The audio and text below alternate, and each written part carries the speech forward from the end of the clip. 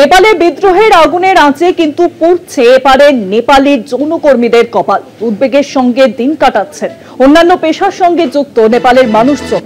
বন্ধ রয়েছে যোগাযোগ ব্যবস্থা, টাকা পাঠাতে ব্যর্থ নেপালের মানুষজন।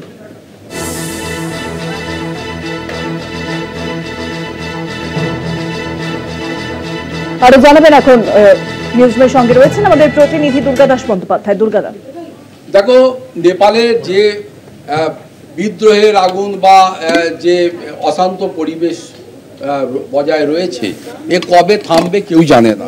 এই রকম একটি পরিস্থিতির মধ্যে দাঁড়িয়ে নেপালের দীর্ঘদিনে নেপালিদের সঙ্গে বা নেপালের মানুষজনের সঙ্গে ভারতবর্ষের মানুষের যে যোগসূত্রতা, সেই যোগসূত্রতা কিন্তু আজকের নয়। নেপালের সঙ্গে ভারতবর্ষের ঐতিহাসিক, মাইথোলজিক্যাল এবং বিভিন্ন বিষয়ে একটা সাংস্কৃতিক সম্পর্ক রয়েছে। তার সেই পরিবেশে যেহেতু মুক্ত এই বর্ডার এরিয়া হওয়ার কারণে প্রচুর পরিমাণে নেপালের মানুষজন জীবিকার সন্ধানে এই ভারতবর্ষে চলে আসেন। তার মধ্যে রয়েছেন যৌনকর্মীরাও। বলা ভালো যে শহর কলকাতাতে যে সবথেকে বৃহৎ রেড লাইট এরিয়া বা সোনাগাছি রয়েছে, সেখানেও কিন্তু প্রায় 300-র ওপর নেপালি যৌনকর্মী তারা কিন্তু রয়েছেন।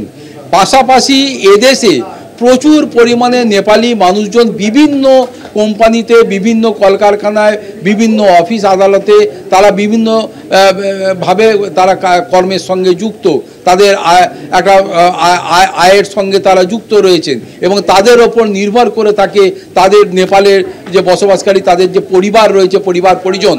কিন্তু যেহেতু যোগাযোগ ব্যবস্থা বন্ধ হয়ে গেছে, এমনকি সেলফোনে তারা কন্ট্যাক্ট করতে পারছেন না তার দেশের মানুষজনের সঙ্গে, তার আত্মীয় পরিজনের সঙ্গে টাকা পাঠাতে পারছেন না, মাসের খরচা পাঠাতে পারছেন না।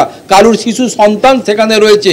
আমরা বেশ কয়েকজনের সঙ্গে যৌনকর্মীর সঙ্গে কথা বলে তাদের মনের অবস্থা বোঝবার চেষ্টা করেছি। তারা বলেছেন যে নেপালে তাদের সন্তানরা রয়েছে, তাদের বাবা মা পরিজন, আত্মীয় পরিজন রয়েছেন, কি অবস্থায় রয়েছেন তারা বুঝতে পারছেন না।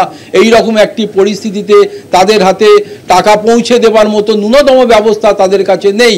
এই রকম পরিবেশের মধ্যে পড়ে তারা প্রতিনিয়ত যে এই তাদের সেলফোনে মধ্যে তারা চেষ্টা করছেন যে তাদের দেশের খবর কি উঠে আসছে, কতটা শান্তির পরিবেশ ফিরে আসছে, নতুন করে আর অগ্নিগর্ভ পরিস্থিতির সৃষ্টি হবে কিনা এবং তারা কবে আবার বর্ডার ক্রস করে তার আত্মীয় পরিজনের কাছে যেতে পারবেন, টাকা পাঠাতে পারবে, বা তারাই বা আবার কবে তাদের কাছে আসতে পারবে। এই সমস্ত বিষয় নিয়ে তারা যেভাবে মানসিকভাবে উদ্বিগ্ন হয়ে উঠেছেন, এই অনেক স্বেচ্ছাসেবী সংস্থার পক্ষ থেকে বলা ভালো যে তারা চেষ্টা করছেন যে তাদের আত্মীয় পরিজনের সঙ্গে, দুর্বার মহিলা সমিতি থেকে শুরু করে তারা তাদের যারা মেম্বার রয়েছেন তারা চেষ্টা করছেন যে তাদের আত্মীয় পরিজনের সঙ্গে যোগাযোগ করা এবং সুযোগ করে দেওয়া যাতে তারা তাদের আত্মীয় পরিজনের কাছে টাকা পয়সা পাঠাতে পারেন এবং তাদের খোঁজ খবর পেতে পারেন।